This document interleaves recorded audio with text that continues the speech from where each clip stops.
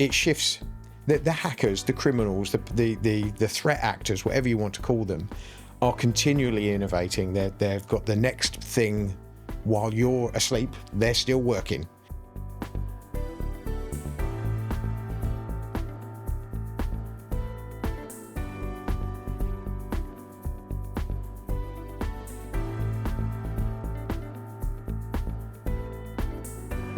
Welcome to the next edition of In Conversation With.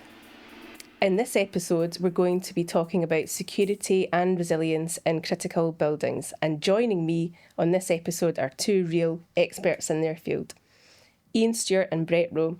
So Ian is currently Director of Technical and Compliance at Livingston Building Services. And prior to joining Livingston, you spent 16 years with the NatWest Group. 11 of those as their Chief Engineer, working on data centre projects across the globe. Welcome, Ian. And Brett is founder and director of Securus Communications, one of the UK's leading cybersecurity consultancies.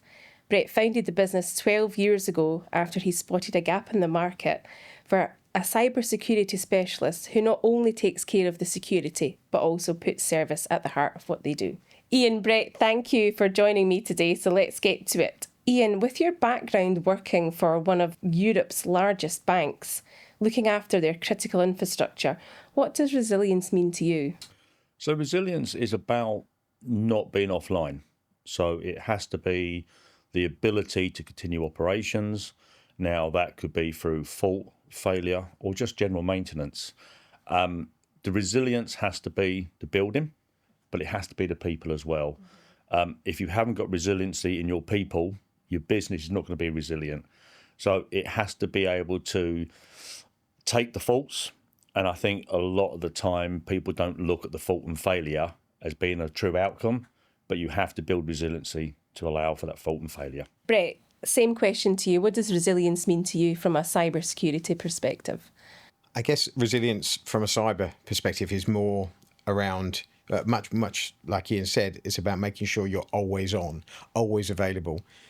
The issue, I think, as everybody started moving everything towards the cloud, is suddenly the cloud is no longer in your location. The cloud is somewhere else. So if you lose connectivity to that cloud, you've lost everything. Mm-hmm. So resilience then started being baked in at more of a connectivity level. But people generally have a tendency to forget the fact that you're now distant from that location. So the security of that connectivity piece has to be A-OK. Otherwise, you could lose that cloud connection either from a fault with the line or from someone doing something malicious. Mm-hmm. So we recently commissioned a survey that highlighted that 72% of the large corporations that were included in our survey had experienced significant downtime due to resilience issues in the past 12 months. Does that surprise either of you? Ian, maybe starting with you? It doesn't, because I think a lot of the time people don't actually understand what resilience is. So I always look at that you've got spirit of the law and the law. And when you look at ACOPSs, which is Approved Code of Practices, it talks about how you become fault tolerant, how you become concurrently maintainable, which means that you can maintain or you can have a fault and you won't go offline. But people don't truly understand what that means. So to be fully fault tolerant, you need to have two paths to each output. So if you've got an IT cabinet, for example, you should have two independent paths to that. And again, when you look at it to be true fault tolerant, you'd have two on the A side, two on the B side. Because you've got sustainability, because you've got cost-driven businesses now, they tend to see modularity as that's my fault tolerance. So I can have a module in a UPS go offline. I've still got my service available. But you've got a lot more what they call SPOFs, single points of failure. So people don't actually understand what the terms fault tolerant, what concurrently maintainable is, or they understand it but want to go more to the spirit of the law and spirit of the guidance. So that means then that they are putting themselves naturally at risk. And because you don't have that true concurrently maintainable, which means you can take one part of the system out to maintain it. The engineers don't have the time to understand how the systems operate. People aren't training the people. So if you're not training the people, you haven't got the full resiliency through concurrently maintainable or through fault tolerance. You're naturally going to have some outages. And this is a big problem for me, in my view, is within the industry. People aren't being given the affordability to do the training, to get standard operating procedures, emergency operating procedures together. So you're naturally going to have the potential for outages. And when they happen, it's going to last for a lot longer because people don't know how to recover. Yeah. So in your experience, are you saying that people sort of set these types of processes and procedures up once and then just leave them? Yeah. So again, looking at the industry holistically, I've done a lot of work with different data center providers, different clients, and everyone's got their own interpretation, but no one actually wants to spend the time and effort to do what is the right thing to do. And then because people don't have the training, people don't understand the systems, people don't understand the policies get written, put in a cupboard, they're never dusted off. They're never exercised. You should do touch testing drills on a very regular basis. Something I find is concerning for me is currency of competency. So people become trained, they understand how to operate it, but that competency only lasts so long if you're not continually adapting, almost like a continued professional development. So you need to get these policies, you need to dust them off, you need to physically test them. Do dawn raids, do midnight raids, however you want to do it. Try to stress to people, not because you want to have a blame culture, but because you want to enhance and feel them that they're empowered. A lot of people who operate data centers don't always believe they're empowered to do the right thing. They're too scared. And Brett, I guess, that point about the landscape continually shifting, that must happen more and more in a cyber environment. So you must see, the need to keep practices, processes, everything up to date on a much more regular basis, because I think that cybersecurity is a continually shifting landscape. Well, absolutely. I think I'd answer that in two ways. That I find with the currency of competence piece that Ian spoke about is sometimes you have to dumb it down a little bit and go back to people with so what happens if? Really that's simple. So what happens if you're down for an hour? What happens if you're down for 2 hours, 3 hours, a day, 2 days? What happens to your business? It's only then do they start to think, well, I need to create budget to make sure that I'm not down for that time because I've now realised what happens if I am. So that's something that I think is quite significant in our industry. And I think people are only really coming around to these quite simplistic questions that they don't want to answer, so they don't ask them. Yeah. Because the budget's generally not there, okay? But in terms of the cybersecurity piece, I mean, it shifts. The hackers, the criminals, the threat actors, whatever you want to call them, are continually innovating. They've got the next thing. While you're asleep, they're still working. With the advent of AI, they've now got things that can work for them 24/7. And so they are continually evolving how they can get inside your networks. Brett, if we can just take a step back for a minute, could you explain what a cyber attack is, why hackers do this, and who within an organisation is responsible for preventing it, if they can? Well, there's two reasons generally for a breach. One is financial. And one can just be a hindrance. Using the dark web, so I gather, obviously never used it myself. You can hire a hacker for €5 and they will attack a competitor, for example, on your behalf. They will flood that competitor's website with erroneous data that will basically bring it down. It costs nothing to do this. But then ultimately, that's not really gaining the hacker much either. Yeah. So the ones that really become a problem are the ones that are looking to get inside your network, encrypt the data that you have, and then go looking for a ransom to bring that data back.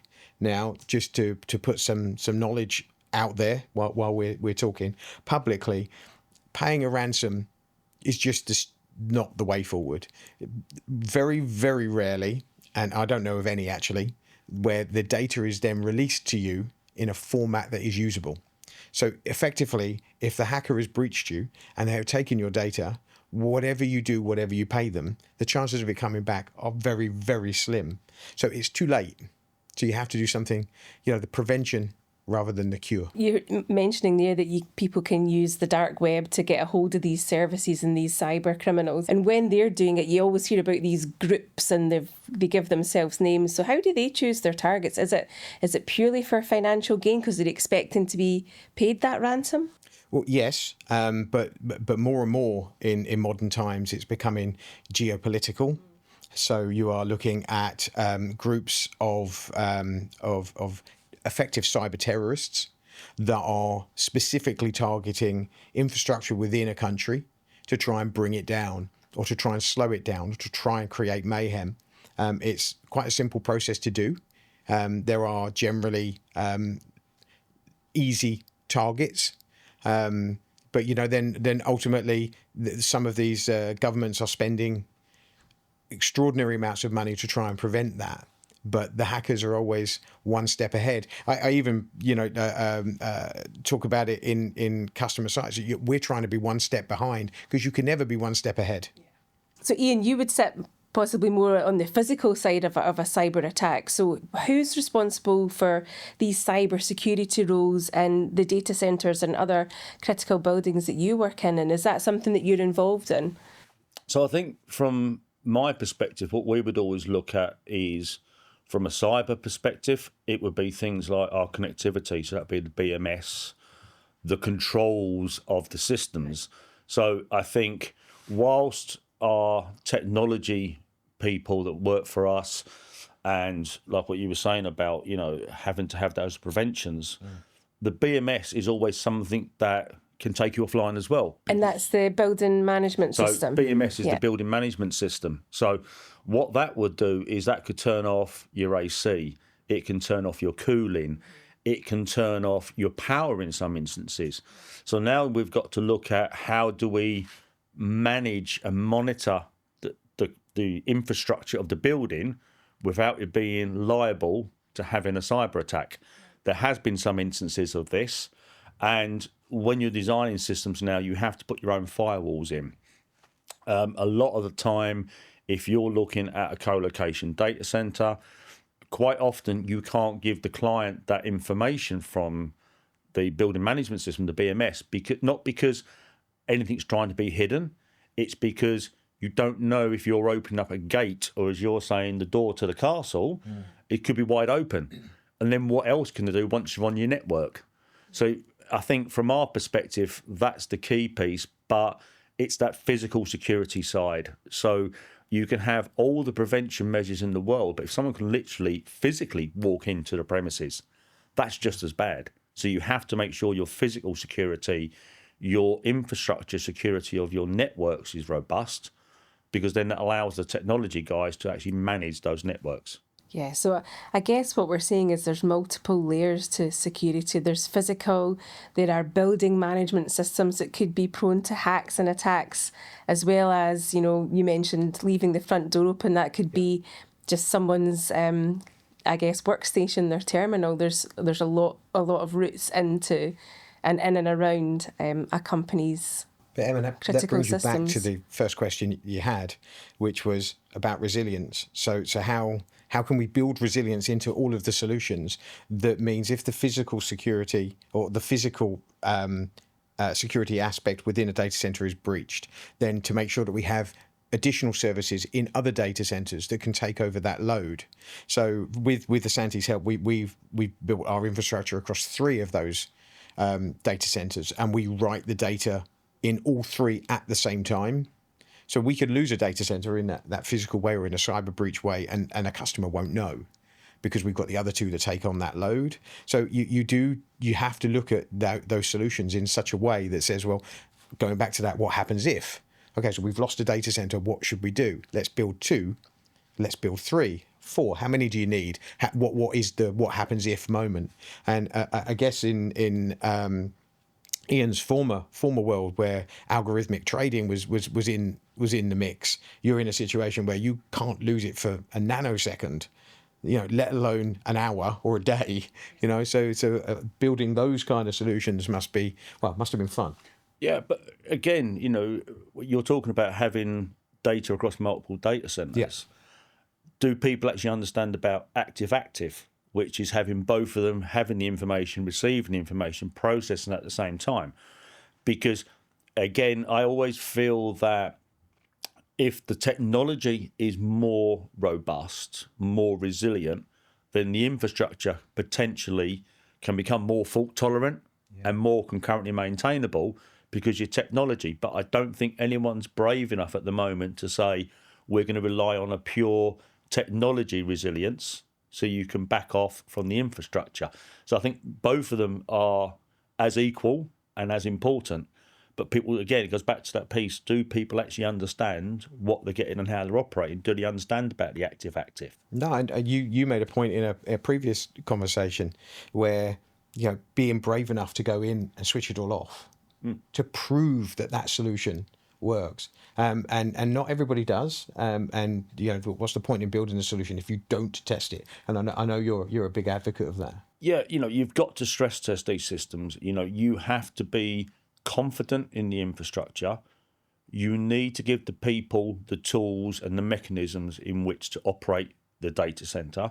But you need someone who's brave enough, as you said, to walk in there at 2:00 in the morning and just press the emergency stops.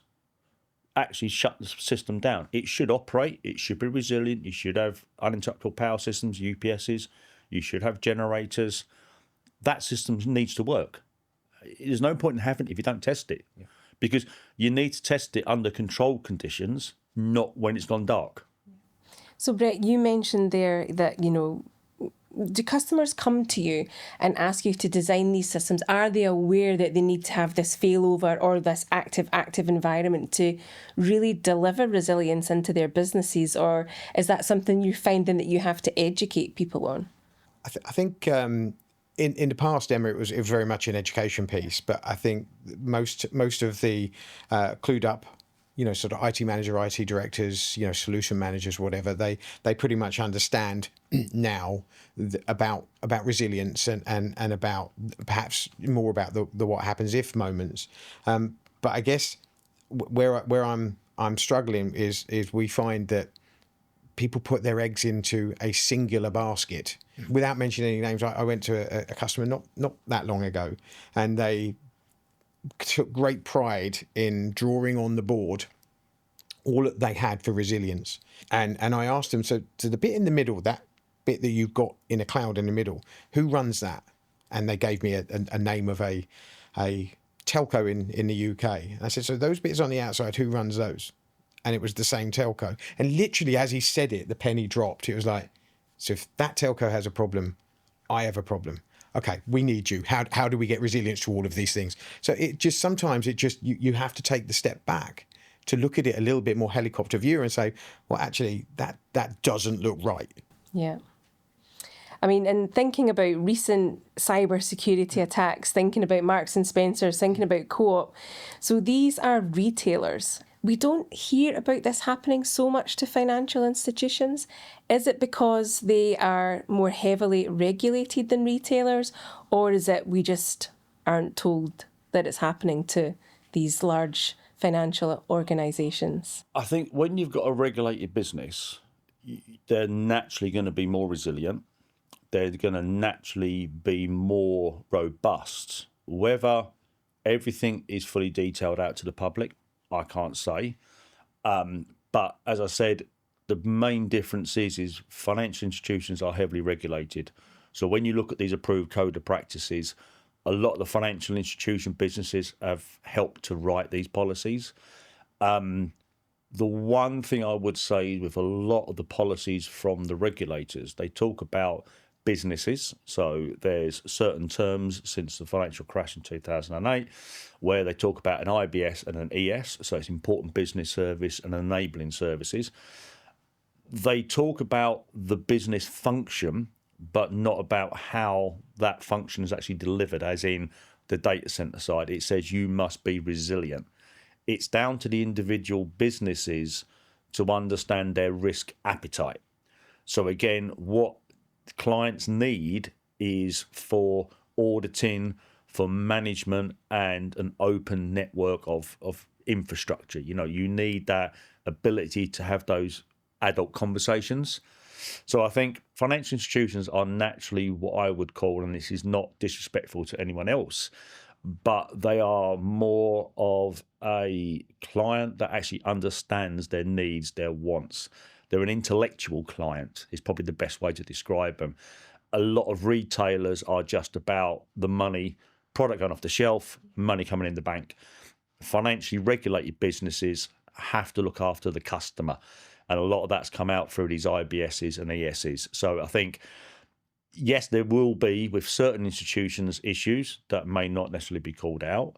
But I think, as I said, by de facto, they are understanding of the issues and they're slightly more intelligent. Do you think then that these finance institutions invest more heavily in physical resilience and cybersecurity more so than the retailers, and that's why when we hear about these big breaches, they do seem to be, more retail orientated? I think you hear more about it. Yeah. Marks and Spencer's going offline. And that's huge, right? Millions of people Yeah. will know about it in a very short space of time. If one of the big banks loses a section of what they're doing, you probably don't really hear about it. So it's not quite so in your face.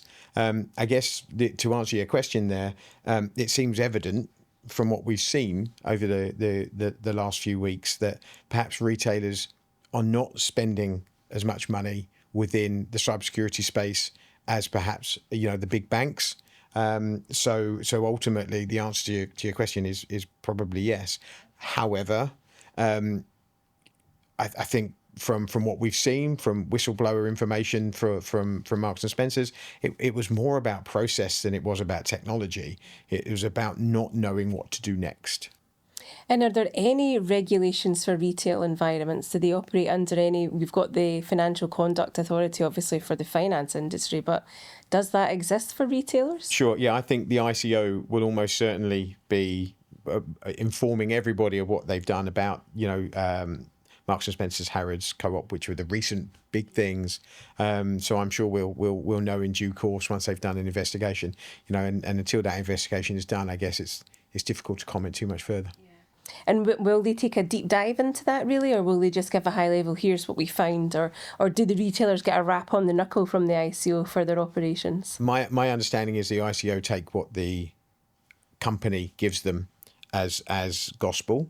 And so ultimately, I don't believe there's a deep dive done. And I think that's, possibly why we don't hear quite so much about a lot of what does happen, because it's a daily piece. Something happens every single day. If I showed you a screen of the attacks happening, constantly. I know all of the big firewall vendors, Palo Alto, Fortinet, whoever, all have those screens that show you where the attacks are coming from and where they're headed, because they have the data across their estates. And it's quite scary when you see how much is going on. Ian, in your experience in the NatWest Group, what's your view on the FCA and the regulations that you've had to operate within? They will really come down on you. I think, again, this is where the financial regulated businesses are different. So there will be internal audits, there'll be external audits, depending on the type of financial institution that you are. If you're operating in America, you're going to have to comply with SOX as well, which is the American regulators. So everybody is auditing you constantly. So I think that's a big difference with the financial regulated businesses. They're under constant scrutiny, internal auditing, external auditing, doing critical environment auditing, being able to self-identify risks. So, a lot of the businesses that are in retail won't self-identify. Financial institutions will always want to self-identify risks and put measures in place, because that puts them in better standing with the regulators. Whereas I think with the retailers, They're not interested in that because, their shops are still going to be open. They don't They're stand offline. to lose as much, right? Yeah, their online portfolio might be affected, but you can still walk through the front door. I mean, with that said, I think the last figure I read about Marks and Spencer's was that they were going to suffer a 300 million loss. That's not insignificant. No, it's not. But I think in years gone by, the brand damage was even more extensive. But I think it happens so often now. The brand damage isn't the way it used to be. Although there is a lawsuit being launched against them by customers who have had their data stolen. And I don't think, like, you're right, we have heard about these things before, but I don't ever remember a lawsuit or a law action being taken out against them. That's going to be a good one to follow, see whether that sets a precedent. That will certainly be interesting. But you mentioned there about what people measure and the impact on their brand. So our survey said that these businesses are measuring things like downtime. So 77% said, yes, we measure downtime when we have an outage.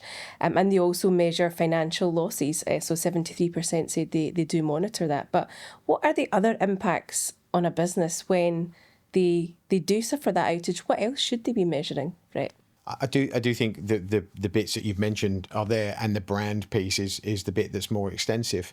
I guess, will any of us trust putting that data in? I don't know about everybody else, but I have certain email addresses I will use online, which won't be email addresses I really care about, if that makes sense. I think one of the things that anybody could do from a cybersecurity perspective, whether you're at home, whether you're in a business or whatever, is use a password manager. Get the really difficult to break passwords. And have the one overriding password that is effectively your access into your password manager. Don't have easy, repeatable passwords.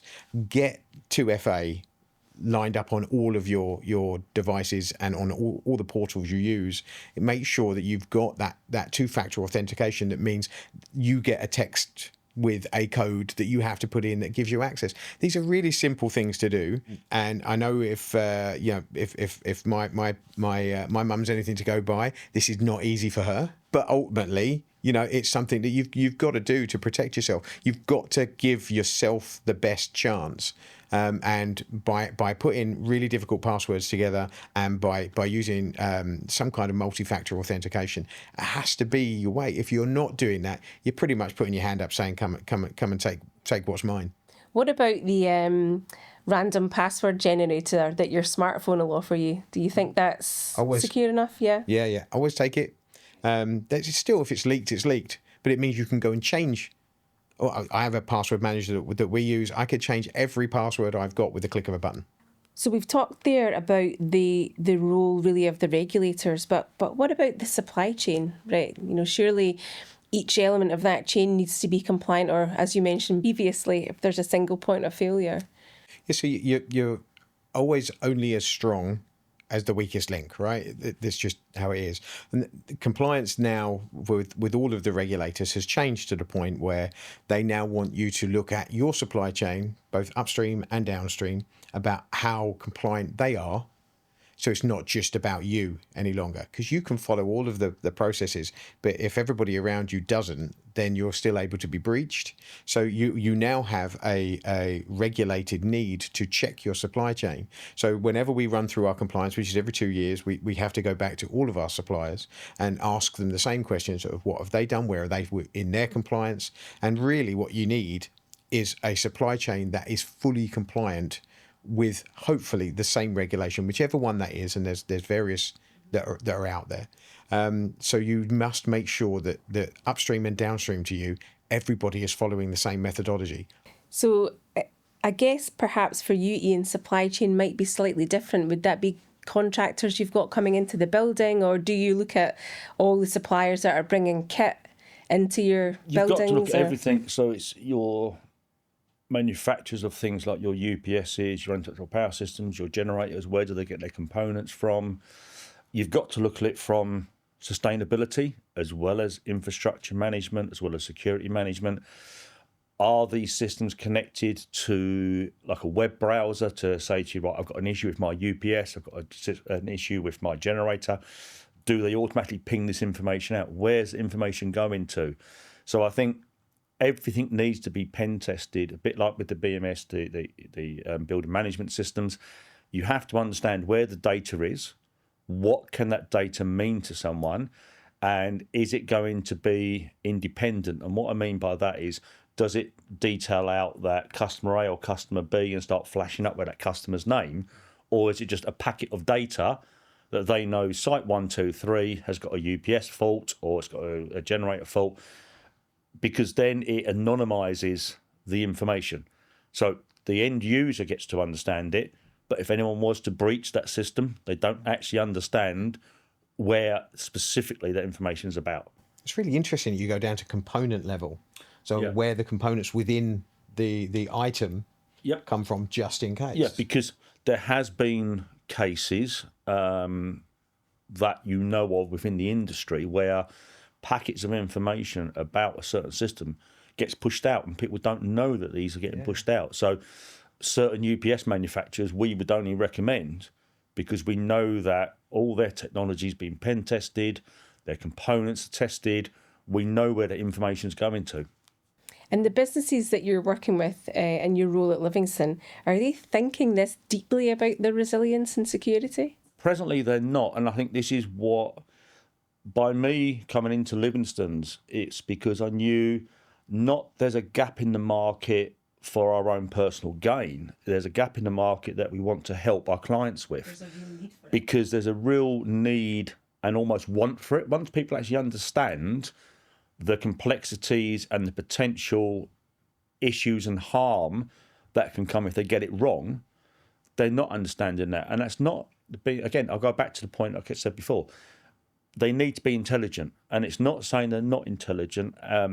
It's just saying that they're misinformed. They will look at LinkedIn, they will look at white papers, but again, they don't fully understand it, especially if they're coming into a situation where they now become a critical infrastructure. You can have someone that's really, really competent as an engineer, put them in a critical environment, they're not competent anymore because it's a specific field. So what we want to do, we want to educate people. We want to say to them, this is what you can have. And again, it goes back to what I was saying before about, when you look at concurrently maintainable, you look at fault tolerance. They understand the term, but don't understand how to actually put it into real world, real living environments. And that's what we want to better educate people on. We chatted earlier about regulation, regulatory bodies and compliance. So the one that springs to mind for me in relation to the data centre industry is the Uptime Institute. They have their tier ratings. What's your thoughts on tier that? ratings are really good from a design perspective, so you know what you're going to be buying. Is it going to be fault tolerant? Is it going to be concurrently maintainable? I think a lot of people are almost misinformed that once you become a tier rated data centre and it's stamped as tier rating, that you have got this bulletproof, absolute Rolls-Royce type mentality of a data centre. One of the things that I think, in my professional opinion, is probably more in tune with the critical environments rather than your tier rating, it's the M&O from the uptime. So that's your management, maintenance and operations. And the benefit of that is that will allow you to do the stress testing. That demonstrates to clients and to data center owners that the staff operating the data center actually know what to do. It makes sure you've got training. It makes sure you've got policies, you've got procedures, you've got rules, and you are stress testing. It goes back to the old adage of, if something fails, you want it to fail under controlled conditions. So you stress test on a monthly. So you should be running your generators on a monthly business. You should be brave enough to do a pull the plug test, in theory, once a month. See if your generator starts. See if your UPS, your uninterruptible power systems, operates. Because if you do it under controlled conditions, you have the right people in the right place at the right time. 3 o'clock in the morning, everyone's in bed apart from the on-site engineers. So I think that's where the M&O comes into it, because that gives you that robustness that your policies and people know what they're doing. And so I guess what you're describing there is almost the sort of engineering side of regulation and compliance, because we've talked a lot about the business side, the fact that, they'll measure downtime, they'll measure financial losses, but that kind of business versus engineering piece is kind of what you're describing. If you haven't got your lights on, you haven't got a business. Yeah. So you could have as much resiliency in the technology, but if you haven't got your power on, your lights aren't on, you haven't got your technology. It's as simple as that. And I think, again, this comes back to what I see as an issue. We're trying to explain this to new clients at the moment. Things like your POP rooms, which is your point of presence. Do they understand what a POP room is, your point of presence? Do they understand what a meet me room is, which is where your technology comes in and goes out to people? A lot of the time they will say, well, it's a network carrier's issue. Now, I'm from engineering, but I have to understand that element as well. And your network carriers will put a set of batteries in the bottom of a cabinet and say, yeah, we're okay. They never test them. So this is where the data center owners, through having the M&O will go through all of that for you and say, you've got these points of presence rooms, you've got these meet me rooms. Is your resiliency into those rooms as well? Or are you reliant on that one layer, which becomes a single point of failure, becomes a SPOF? So what the M&O will do and what clients should be doing, even if they're not going for M&O, there's about 15 stages to a critical environment policy and process. And that will look at everything from your energy management to your people, to your training, to your safety rules, because you need to make sure everyone's safe. And that's where you need to make sure you've got that resiliency in your people and in the systems. That point about people, Brett, having to be compliant and continually trained, I guess that's something that would resonate with you in your business. Yeah. I was just listening to Ian there and just thinking, a lot of what he's saying is you're looking at supply chain, so it doesn't matter whether it's just your cybersecurity regulation, it's all of the regulation. You have to look at everything. But yeah, the people training is really important. It's one thing that we talk to people about on a regular basis. It's not something we do, so we're not trying to sell it. We're just trying to make people aware that the people are quite often the weakest part, and they do need help. We do things, we partner with companies that do penetration testing or simulated phishing. So again, phishing in a controlled environment, see who it is that clicks on the cat video, and then work out who it is that needs the training. You've got to do it. So you've both mentioned there the human side of it. So Ian, I think you referred to it earlier as the currency of competency. Yeah. I read a quote online yesterday from an anonymous source from Marks and Spencer's who said, "We didn't have any business continuity plan for this. We didn't have a cyber attack plan." That seems absolutely incredible for a retailer of that size. So it doesn't matter if you're an M&S size company or if you're a 4-man band in a warehouse unit. You've got to look at the cybersecurity and say to yourself, well, what happens if? Going back to that question. So if we are attacked, if we are breached, what do we do? If we use Fortinet a fair bit within our solutions, and they tell us that it's 192 days to know you've been breached, on average. 192 days. Just think what people are gathering in that time. Why is that window so long? Because most people don't have a plan, don't know what to do next, don't have anything that actually even alerts them that it's happened. We have tools that will alert us, that will automatically quarantine a breach, that it doesn't stop it happening, it just stops it spreading. Harrods, if you take their scenario, for example, they saw that they were breached, pulled the plug. I'm not going to let it spread. Yeah. So it can't spread because we turned it all off. Yeah. So following a major IT disruption, 60% of the businesses that we surveyed struggled to return to normal operations. That's a significant chunk. If that's in a critical environment like a data centre or a trading floor, that's huge financial losses, right?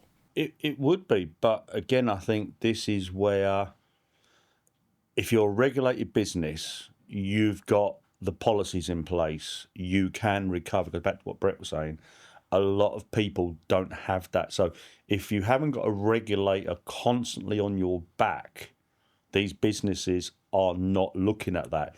We're doing some work at the moment for a client that Livingston's been asked to look at, and they don't understand how their actual building operates. So you think they're a business that's been going for a number of years. How do they not understand how the building operates properly?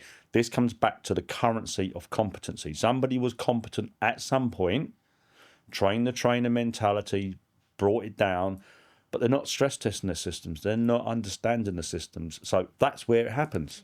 So you talked a lot in a previous conversation, Ian, about skills, knowledge and experience. So that relates directly to that human side, doesn't it? Yeah, I call it SKI, skills, knowledge and experience. You need to have the skills, you need to have the knowledge, but you need to have the experience. And I think a big problem you've got is because people are not stress testing their systems, they're not pulling the plug. You might have the skills, you might have the knowledge, but you need the experience. You need to understand that 3 o'clock in the morning mentality of the lights have gone out, how do you recover? And understanding that you are, as that engineer on site, you've got the empowerment to make that decision. Even if an engineer makes a decision and it's the wrong decision, the fact that with the information he had at that time, he's made a decision, he sticks by that decision, he's never going to be wrong because he believes that's how you recover. If you're following a process, you're following a process. Correct. But at least there was a process. Yeah. Yeah. Because things will alter. Yeah. I think that's one of the issues I see in the industry, no matter which part of the industry, I guess IT in general, is businesses evolve and they very rarely, when they go off at a tangent and say, hey, we're going to go and do whatever it is we've decided is the next big thing for us, they don't generally think about the decisions they're making on that, how that impacts what they've already got. And so that experience that Ian was just talking about is where those guys have to look at it and say, okay, well, we'll follow on behind you to make sure that all of these bits actually sit back within the right process, within the right security perimeter, within the right compliance. You know, Brett, one of the things is, we talked about this currency of competency. It seems to be very heavily involved with a lot of engineering. But do you find that technology people are looking at that currency of competency? Well, when we originally spoke about it, Ian, it was, I wouldn't say it was new. It's just a new focus, because I look at it and I think, in that evolution, are people really looking at that? And I'm not so sure. So it's certainly something that I've got in my own brain now, is that we need to look at this a bit closer, because it's so important. And the way you described it was really sort of, it heavily resonated. Yeah. I mean, I guess what we're saying is, the unregulated industries are a risk to us all. So we've talked a lot about the fact that the financial institutions are so heavily regulated that they are looking at the minutiae detail, but perhaps the retailers are not. Do you think that the data centre industry, the cybersecurity industry, industries that are not necessarily operating businesses that consumers are connected to, do you think that they can take the lead with this and try, like you were doing with Livingston, try and make them more aware of just how deep this security, resilience, compliance needs to go? Everybody listening here needs to understand that whatever it is they do for a living, it is vulnerable to attack. And it doesn't matter whether you're making cars or you're making pens or you are, an algorithmic trader. You are prone because something within your supply chain will use the internet or a data center of some description. And so it will need to access the outside world. And if I've accessed the outside world, I am at risk. And I'm not sure people look at a solution and think about the components within it and then decide, are each of those components correctly in the right place, whether it's from a process, whether it's security, whether it's, commercially, whatever. Are you breaking down your solution to components and saying, have I covered every base to make sure I am less likely to be breached? Yep. Yeah. I think that's so true. And it's, when you look at the breaches, people just see engineering as, it's going to be a component failure. It's not. It's like what you were saying, Brett. It's that connectivity to the outside world. Do you have these remote stations, BMS head ends on a site? So how you control that business building management system on site, that's a local network. But if you have alerting and monitoring externally, you're connected. So you almost need to put them on a separate network. And most financial regulated businesses will try to put them on a separate network. So there is that segregation. But then people could be operating in a data center that don't have that separation. So then all of a sudden, they could be affecting other people in that data center through the points of presence rooms. So it's about making sure everyone's got that open policy and they are trying to comply with the approved code of practice out there. If you follow them, 9 times out of 10, you will be safe. It's not going to be bulletproof, but at least it puts you in the right frame of mind to operate that business, because you need to protect everybody. Yeah, you're looking at that whole chain. Third parties, every business will use them, whether it's a content management system, whether it's a customer relationship management tool or database. I guess if you're using these third-party systems and they're in your ecosystem, they have to be safe too. Yeah, and that goes back to that supply chain piece, and data centers, the cloud, whatever you want to call it, it's all part of a supply chain. And one of the things that I found fascinating earlier on in the conversation is the fact that those components, when you think about a door entry system, has a need to get to the outside world to confirm it's working to whoever it is that manufactures it. Ultimately, there is a way, and it might be on a different network, but who has access to those networks? Because very often the person who manages the building has access to all of those networks. If he's the one that's breached, you have access to all of those networks. Yeah. You really do have to look at it into the minutiae detail, and if you don't, then you're leaving yourself open. And we're making it sound like doom and gloom, like this is happening to everyone all the time. There is a new breach every day. There's one probably every minute somewhere, and I guess what we're trying to get across to people is that it doesn't matter if you're a £100,000 turnover business or you're a £100 million turnover business, you're equally at risk, because somebody will see you as valuable to them. Yeah. And I think this comes back down to that currency of competency. Do people actually understand what they're operating, where it's connected to, and who it talks to? Yeah, I mean, that example you've just given there about a door entry system, people might be really good at looking at their own infrastructure and their own little bubble, but are they looking at the networks that connect to them around that? Emma, we had it with lifts. So right. Literally we had lifts into a care home, and the lift signals back to the lift operator that I'm okay, I'm working fine, and it did that once a minute. And so it would just keep making these calls. If you get hold of that data, because it was obviously in the modern world everything is digital, so it was a digital signal being sent back. If you manage to jump on the packet that's going back to say thanks for the information, you're inside the network. That's what we're talking about when you come down to the detail. Is you've got to look at everything. Yeah. And that goes back to what we're saying about the business building management systems, your run-to power systems, your generators, everything that's got a healthcare functionality to it that goes to an outside world. Everything that's what Brett's live. saying about with the lifts, you're on the network. Yeah, nobody's doing it maliciously in terms of, hey, I just want to make sure the lift is working, and it's part of a compliance for the building that the lift is working.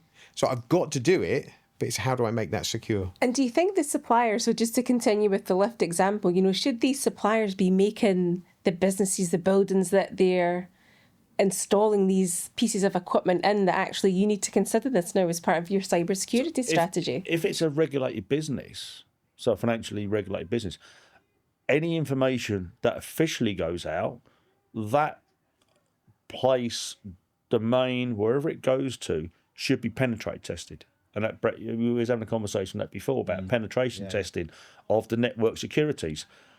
But what happens if you're in a landlord building? Does the landlords have to do it? And again, it could be something. A whole different question. Yeah. And this is the thing. It's like, is everybody on the same train? Yeah. Because they might be on the same train or they're in a different carriage. And it sounds silly, but you all know what you need to do. You're all on that journey, but you're not actually connected. And we've removed suppliers from our supply chain who don't follow the correct code of practice, because we don't want to be breached. We're out there talking about cybersecurity a lot, so we're in the crosshairs of people because we're highlighting what isn't right in the industry. So we've got to make sure that we are rock solid, because the last thing we would want is a breach, of course.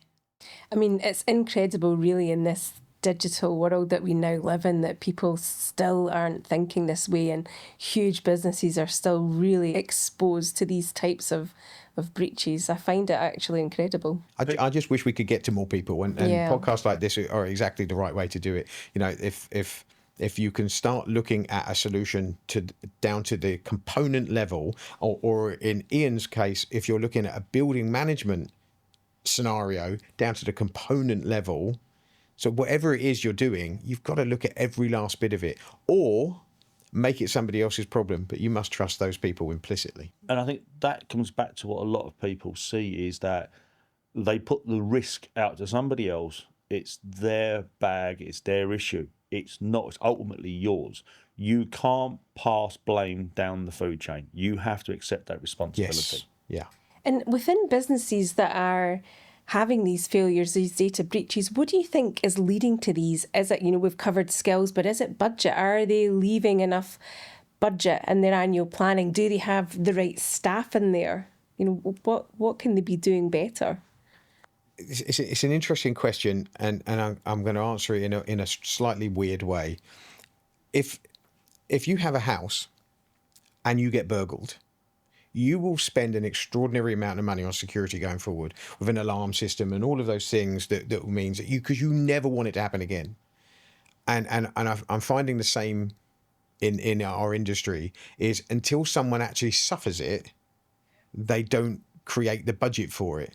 Now, there are forward-thinking people that you can go and see, and they say, well, yeah, we want to do this because we don't want to be at risk. But the majority are almost waiting for it to happen because they still, I feel, in 2025, don't believe it will happen to them. Yeah. Ian, have you got any thoughts?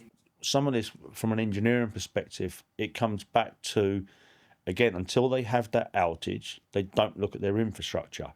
So they see it that, well, I've got two supplies to a power cabinet, but both those supplies start from one source. So whilst you've got local resiliency, you don't have network resiliency, you don't have infrastructure resiliency. So you have to take that risk lens, but you need to understand how your business operates. What are your single points of failure? What are your tolerances, and what is your risk appetite? And I don't think everybody out there is actually looking at that element. And then they need to understand, they need to plan for the failure. Problem is I think everyone plans not to have a failure, whereas you have to do the reverse. You have to plan for the failure, but it will never happen because you've built it in a way that it won't. But you need to plan for it. You need to understand what to do. But some people, Emma, just literally don't have the budget. Yeah. It's not possible to spend the money that they need to. Will literally cripple the business or stop it growing or even collapse it. So some people are taking a risk knowing that it's a risk. And you can't blame those people. No. Either having a company or not having a company. You've got to look at it in a bigger picture. Ultimately, what we've tried to do over the last sort of 4 or 5 years is trying to make the solutions we put out there cost effective enough to allow almost anybody to buy in, at least at a base level. So you've got a situation where we've built a big infrastructure that means people can buy a section of it rather than having to go out and do the whole thing. You can do it as a monthly basis rather than a real big sort of capital expenditure. So we feel that there's a solution for almost everybody, but they still have to have it. Some of these businesses in 2025 are really, really struggling, and so you can't expect them to spend money on this it might happen. Yeah. My argument to that is it's not an if, it is a when. It will happen to you at some stage, and you do have to be mindful of that, because your business could be crippled if you are attacked from a cyber perspective, or you have a critical infrastructure failure. So there's a difficult trading environment out there, particularly around hospitality. If these businesses, and indeed other businesses in different sectors, can't afford to do, the full chain of compliance, full belts and braces, should the government be stepping in? Should they do more, given the importance of the digital economy to the UK these days? It's a question above my pay grade, I guess, to some degree. But yeah, ultimately, I would say not. Certainly in hospitality and retail, it is hard. And I guess does that answer some of the questions around Co-op, Harrods, and Marks and Spencer? I don't know, but it does beg a question of it's a tough old industry. So are there corners to be cut, and is the security budget one of those corners? I'm not saying it is. I'm just saying is that how it's looked at? And so ultimately, does any business really deserve the right to be picked up? You're either solvent or insolvent. You can either afford to trade or you can't. And ultimately, if some of these bigger companies have decided not to spend money on cybersecurity or infrastructure or whatever it is, then they made that choice, and that's a choice they have to live with. And Ian, it's slightly different in the data centre industry. They've just been recently noted as critical national infrastructure, so they will get certain priorities when it comes to resilience and security. I think if you look at a data centre, there's always been national critical infrastructure elements to it. So again, when you actually read through it now, it's almost gone flipped around. And what I mean by that is that the old national critical infrastructure meant that your power, you was the last to go offline, and you would always be the first to come back on. A lot of the time now, it's almost deemed that you're a data centre, you should have resiliency. So the priority is still going to be hospital, police, fire, military establishments. Because you're supposed to have the resiliency in your systems, in your infrastructure, you're almost now going to be one of the first to go off and the last to come back, because they understand now the importance of keeping the power to the customer, which is us three and everyone else, to your houses. So you're supposed to have resiliency. So the national critical infrastructure regulates the data centres a bit more. But again, this is where, is everyone out there understanding what that actually means? Data centres have always been national critical infrastructure, in my view. I think what they're trying to do is go back to what you were saying before, Brett, about do you understand the cloud? It's not that white fluffy thing up in the sky. It is just somebody else's data centre that you've got no physical control of. So I think by calling it national critical infrastructure, they're trying to regulate that part of the business. Right. And I think that, in my view, that's where it's coming from. Right. So it's not necessarily about protecting the infrastructure around it. It's more about pushing more regulations to that sector. Yeah, because it's not unregulated, but you've got a certain way of viewing what those regulations are at the moment. That's just trying to put a bit more robustness around the controls, because everyone's in the cloud now. Yeah. Brett, I think I read something, just as we touch on cloud there, in particular public cloud. I'm sure I read an article of yours that said, if you're leaving your cybersecurity up to the cloud providers, then you're going to leave yourself exposed. Do businesses that you speak to expect that the Amazons and the Microsofts of this world are looking after their data? Well, I still go into businesses now that believe that Microsoft back up their Office 365 for them. No, they don't. So if you lose your 365, you lose it. No one's backing that up unless you've backed it up. There are still businesses out there that believe that Azure and AWS and all of these really big players are doing the cybersecurity job for them. And they're not. That's on you. It's your responsibility to protect your infrastructure, whether it's in somebody else's cloud or your data center or whatever. It's still your responsibility. I'm quite passionate about it because I think there is a massive misconception that it's all right, I buy it from AWS, so it'll all be all right. Yeah. And I'm not saying AWS is bad. I'm just saying that don't believe that just because you're dealing with a company of that size, and it's massive, obviously, that means that they're doing something that means that you'll be okay, because it's not necessarily the case.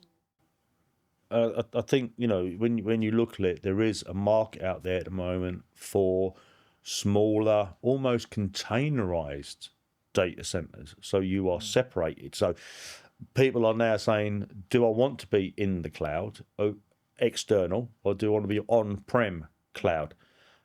Well, I haven't now got the room.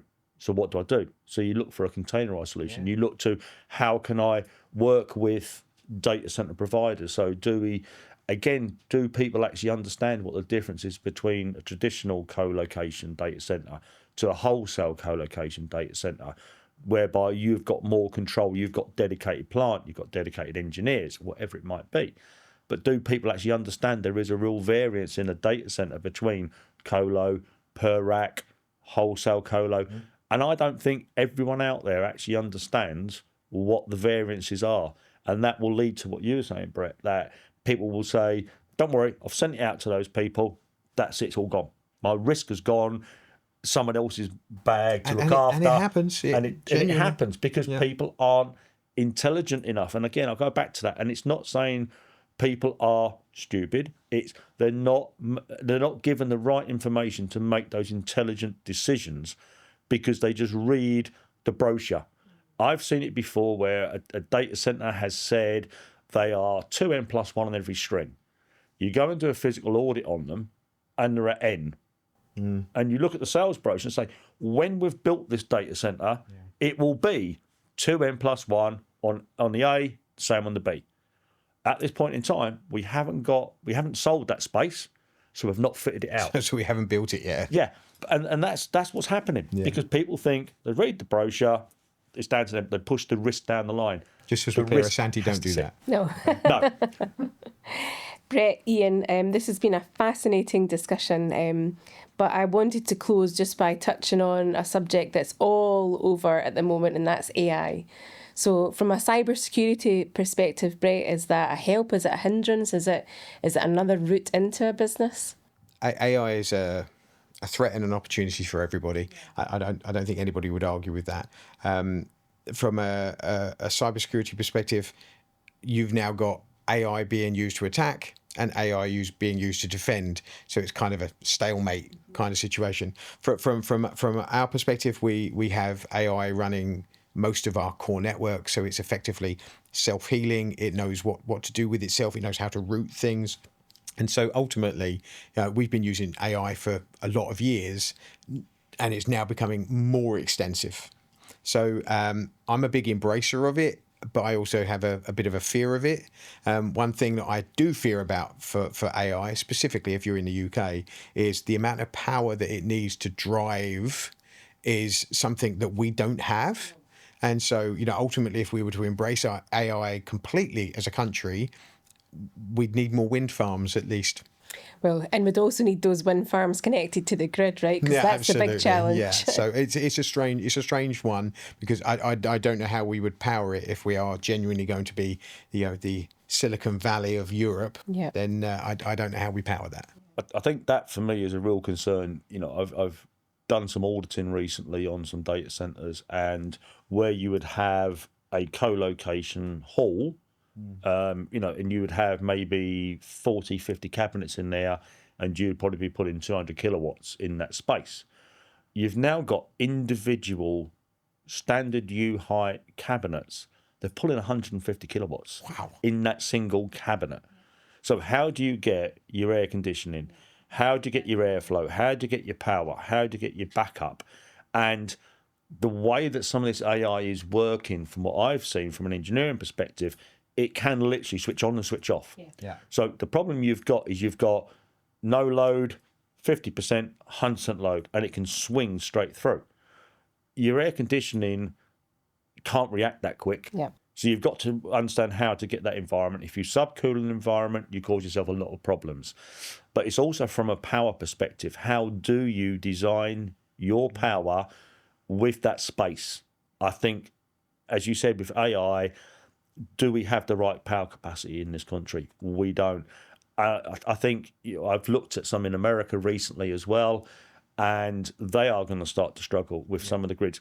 And you're getting these new microgrids being put in. But is that a sustainability piece? Is that an environmental issue?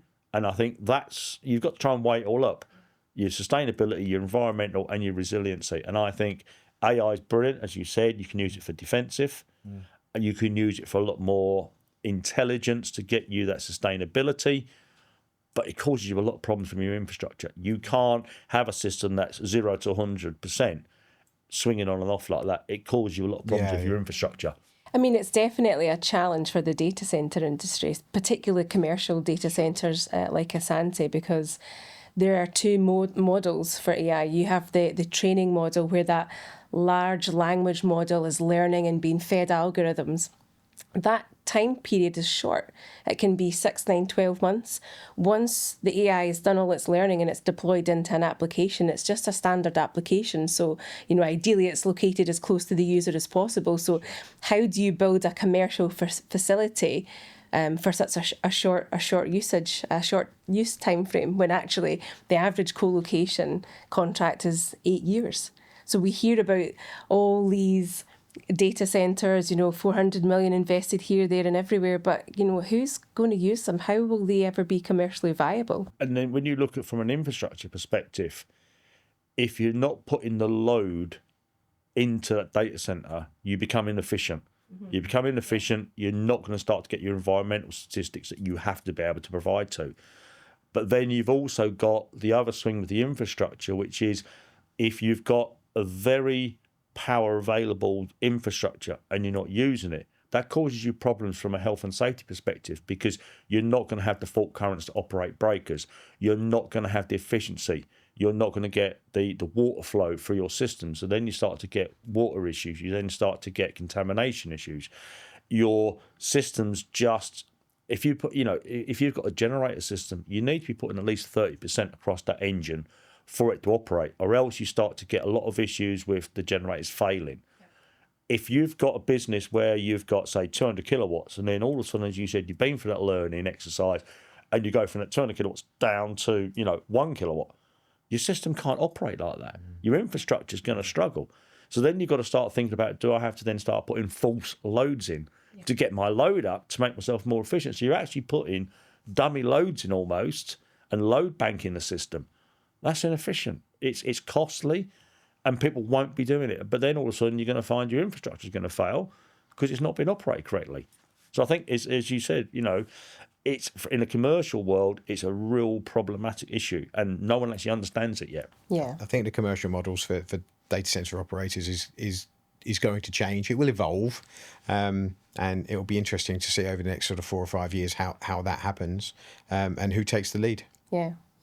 Okay, I think that's about all we've got time for. I'm sure we could go on for a lot longer, but Brett, Ian, thanks very much. Thanks, Emma. Thank you very very much.